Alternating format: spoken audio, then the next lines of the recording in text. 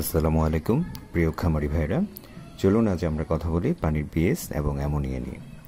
পুকুর, biofloc, IPRS, bottom clean, raceway, খাঁচা অর্থাৎ যেই পদ্ধতিতে আমরা মাছ চাষ করি না কেন, আমাদের পানির পিএইচ এবং অ্যামোনিয়া সম্বন্ধে সঠিক জ্ঞান থাকতে হবে। কারণ এই দুটি বিষয় যদি সঠিক থাকে তাহলে মাছ চাষ খুবই সহজতর হয় আমাদের জন্য। এখন কথা হলো পানির পিএইচ এবং অ্যামোনিয়া কী, এগুলো নিয়ে বিশদ আলোচনায় যাব না। আমরা এর মাত্রা কিংবা আধিক্য নিয়ে কিছু কথা বলবো শুধু। পানিতে হাজারো উপাদান মিশ্রিত থাকে, এর ভিতরে এই দুটি বিষয়কে প্রাধান্য দেওয়ার কারণ হচ্ছে এই দুটির তারতম্যের কারণেই মাছ চাষের আবাসস্থল অনেকটা নির্ভর করে। একদম শুরু থেকে আসি। পুকুর খননের পরপর মাটির গুণাগুণ ভেদে আমরা পুকুরে চুন লবণ প্রয়োগ করে থাকি, তাই তো? অবশ্যই আমরা চুন লবণটা সবসময় ব্যবহার করে থাকি। বই পুস্তকের ভাষায় বেশিরভাগ ক্ষেত্রে বলা হয় যে 200 থেকে 300 গ্রাম পর্যন্ত চুন শতাংশ প্রতি প্রয়োগ করা উচিত, অথচ শতাংশ প্রতি মাটির গুণাগুণ ভেদে 5 কেজি, 10 কেজি, এমনকি 20 কেজি পর্যন্ত লাগতে পারে। ভাই, আপনি পুকুর প্রস্তুতির সময় যদি সঠিক মাত্রায় চুন প্রয়োগ করেন তাহলে আপনার পুকুরের তলার মাটি যেমন সঠিক থাকবে, তেমনি পানি দিলে সেই পানিও তার গুণাগুণ বহাল রাখবে। এখন কথা হলো কিভাবে বুঝবেন পানির গুণাগুণ কেমন? সেজন্য অবশ্যই আপনাকে পিএইচ এবং অ্যামোনিয়া কিট সংরক্ষণে রাখতে হবে। এখন যদি বলেন ভাই পিএইচ এবং অ্যামোনিয়া কিট 4000 টাকা, 5000 টাকা, 6000 টাকা, এত দাম দিয়ে কেন কিনে টাকাটা নষ্ট করব? তাহলে ভাই আমার কিছুই বলার নেই। আপনি লক্ষ লক্ষ টাকা খরচ করে মাছ চাষ করবেন, অথচ এই দুটি কিট দিয়ে মাছের আবাসস্থল অর্থাৎ পানি ঠিক আছে কিনা সেটা চেক করবেন না, তা হবে না ভাই, তা হবে না। অন্যের উপর নির্ভর না করে অবশ্যই নিজের সংরক্ষণে রাখবেন। কিট দিয়ে পানি চেক করা খুব একটা কঠিন কাজ নয়, যে কোনো চাষি ভাই খুব সহজে এটা করতে পারবেন। প্যাকেটে কালার গ্রেড দেওয়া আছে, শুধু মিলিয়ে দেখলে হবে পানির উপাদান ঠিক আছে কি নেই। দৈনিক পুকুরের পরিচর্যা হিসেবে আমি কিছু কাজ বলে দেই, সেটা মেনে চলবেন, দেখবেন মাছ চাষ করে মজা পাচ্ছে না। ফজরের ওয়াক্তে ঘুম থেকে উঠে নামাজ আদায় করে চলে যাবে সোজা একদম পুকুরে। পুকুরের চারপাশে ঘুরে দেখবেন কোনো মাছ ভেসে খাবি খাচ্ছে কিনা।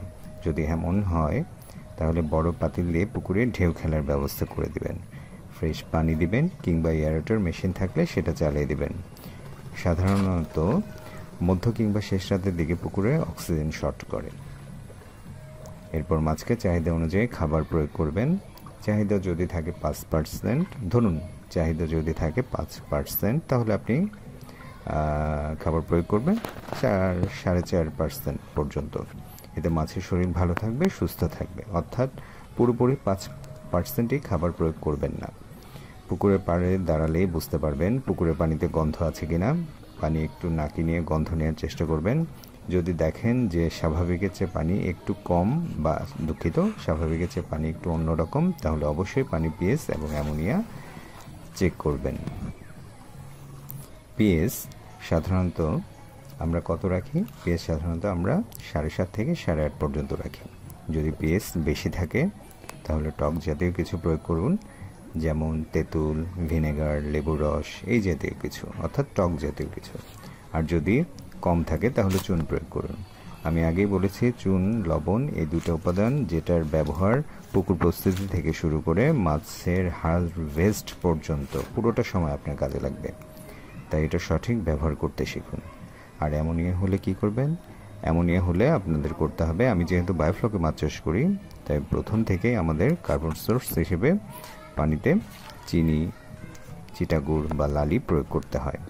প্রতিদিন যদি অল্প পরিমাণে এই চিটাগুড় পাতলা করে পানির সাথে মিশিয়ে পুকুরে বা ট্যাঙ্কে ছিটিয়ে দেওয়া হয় তাহলে অ্যামোনিয়া হওয়ার সম্ভাবনা কম থাকে।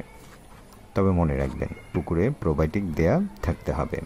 আর চিটাগুড় বেশি পরিমাণে দিলে অক্সিজেন শর্ট করে মাছ মারা যেতে পারে, তাই অতি পরিমাণে পানির সাথে মিশিয়ে তাই অল্প পরিমাণে পানির সাথে মিশিয়ে পুরো পুকুরে ছিটিয়ে দিবেন। আর বলা বাহুল্য, আমি সবসময় চুন লবণের কথা বলি।